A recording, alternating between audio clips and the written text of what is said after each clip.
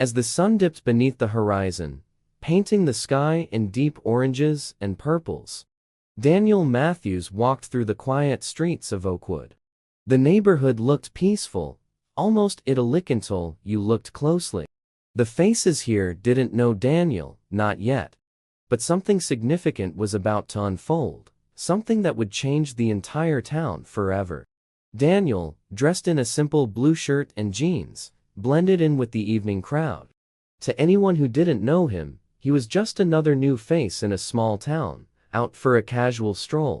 But those who would soon find out would know him as the new chief of police, a man who was about to rewrite the rules for Oakwood. Starting with the very officers who were supposed to serve and protect. It was only 2 days since Daniel had moved to Oakwood, and already he was feeling the tension simmering beneath the surface.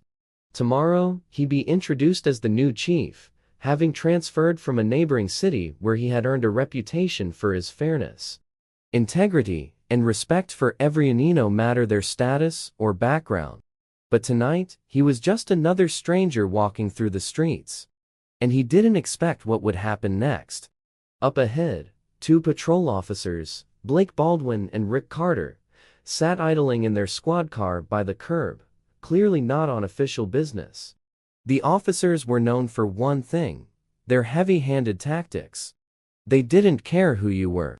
If they didn't like you, you would feel it. And in Oakwood, it was no different. They had made it clear they didn't take kindly to newcomers, especially ones who didn't fit their narrow view of who belonged in the neighborhood. As Daniel passed by, Baldwin's eyes locked onto him. Without missing a beat, Baldwin threw open the door and stepped out, followed by Carter. Carter followed suit, crossing his arms, the posture of someone who'd seen too many of these interactions and enjoyed the power it gave him. "You lost, sir?" Carter asked, his tone dripping with mock sweetness. "No, just taking a walk," Daniel replied, his voice calm but steady. "You sure you belong around here?" Baldwin sneered, sizing him up with a look of judgment. Daniel felt his patience wane, but remained composed. "Yes, officer, I just moved here." The officers exchanged a glance, clearly not satisfied with the answer. "You got any ID on you?" Carter asked, stepping a little closer. "We just want to make sure you're not up to something shady." Without hesitation, Daniel pulled out his wallet and handed them his ID. He'd been through enough of these situations in his career to know how this would go. Baldwin snatched it up and barely glanced at the card before tossing it aside. But then his eyes caught sight of something else, something that made him pause. A small stack of cash. "What's this?" Baldwin asked, fanning out the bills in his hand, feigning innocence. Daniel's jaw tightened, but his voice remained even. "Money," he answered simply. Carter's smirk widened. "Oh, really? And where'd you get all this cash, mister?"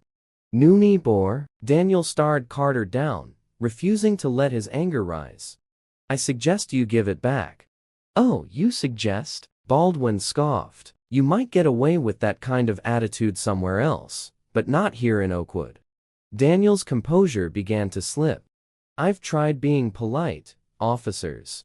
Now, I'd like my money back, and I'd like to continue my walk." But instead of complying, Baldwin and Carter stuffed the bills into their own pockets, laughing amongst themselves, as though this was a game. Daniel could feel his resolve harden, but before he could respond further, a familiar car pulled up beside them. It was Chief Adamson, the former head of Oakwood's precinct. He had come on a routine patrol, but what he saw was far from routine. Standing in the middle of the sidewalk, blocking Daniel's path, were his 2 officers, completely unaware of who they were harassing. Chief Adamson stepped out of his car, his face immediately hardening as he assessed the situation. "Officers Baldwin, Carter, what exactly is going on here?"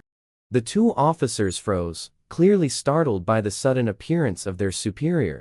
They scrambled to explain, stumbling over their words. "We were just checking, sir," Baldwin mumbled, glancing nervously at Daniel. Adamson's eyes flicked to Daniel, a small but warm smile creeping across his face. "Daniel Matthews, it's a pleasure to see you." He extended his hand. "Oakwood is lucky to have you as our new chief." The officers' faces went pale as the realization hit them. The man they had just humiliated was none other than their new chief of police. They had just tried to rob the very person who would soon lead them. Adamson's gaze turned cold as he turned to the two officers. "Care to explain why you're harassing our new chief of police?" His voice was low, controlled, and brimming with authority. The silence that followed was unbearable. Baldwin's fingers twitched nervously near his pocket where he had stashed the stolen bills. Carter avoided Daniel's gaze, guilt etched across his face. "Two didn't know," Baldwin stammered, but his voice lacked the conviction it needed. Carter followed suit, muttering weak apologies. Adamson wasn't swayed. "And does it matter who he was? Your job is to serve and protect every citizen in this town, not to bully them. Not ever." The officers, now visibly embarrassed, tried to explain themselves, but their words fell flat. Daniel's calm voice cut through the air. "You stole my money. You'll return it, and you'll remember this lesson for the rest of your careers." Reluctantly, Baldwin pulled the crumpled bills from his pocket and handed them back to Daniel, his hand trembling. "I'm sorry, Chief," he muttered, his voice barely audible. "Good," Daniel said evenly, tucking the money back into his wallet. "This is your chance to change. I hope it's not wasted." Adamson turned to the two officers, his expression stern. "There will be consequences for this. You'll both report to my office at 9 o'clock a.m. tomorrow. We'll have a conversation about what it means to wear that badge." As Baldwin and Carter slunk back to their squad car, heads bowed and shoulders slumped, Daniel felt the weight of the moment. This wasn't just about money, it was about integrity, respect, and the kind of change that was long overdue. As they drove off in silence, Daniel's resolve only deepened. The following morning, the atmosphere in Oakwood's precinct was thick with tension. Officers Baldwin and Carter arrived, knowing the storm that awaited them. They walked into the meeting room, where Chief Adamson and Daniel sat waiting. This time, there would be no excuses. Adamson began without delay. "Your actions last night were unacceptable. Oakwood's police department exists to serve and protect. You've failed in that mission, not just by harassing the new chief, but by disregarding the oath you swore." Both officers shifted uncomfortably, but Daniel's voice cut through the air like a blade. "How can we trust each other if we don't respect each other?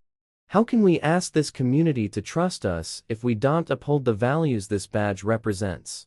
The room fell silent, and when the words finally came from Baldwin's lips, they were filled with shame. "We messed up. There's no excuse."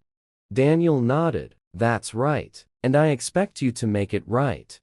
Chief Adamson looked at them both. "Effective immediately, you are suspended without pay for a month. During that time, you will attend sensitivity and conduct training. When you return, we will hold you to a higher standard. Fail again, and you won't get a second chance." The officers stood to leave, their faces flushed with the weight of their punishment. But before they could exit, Daniel's voice stopped them. "I believe in second chances. Use this time to reflect on what it means to wear that badge with honor." With heads hung low, Baldwin and Carter left the room. Chief Adamson turned to Daniel, a small, approving smile on his face. "You handled that well." Daniel gave a small nod. "I hope so. This town deserves better. This department deserves better." And so, under Daniel's leadership, Oakwood began to change. The officers returned to their duties with the renewed sense of purpose and respect. And slowly, but surely, Oakwood's police department regained the trust of the people. This was just the beginning. Daniel Matthews was here to stay. And he wasn't going anywhere without making sure Oakwood was a place where respect and integrity mattered above all else.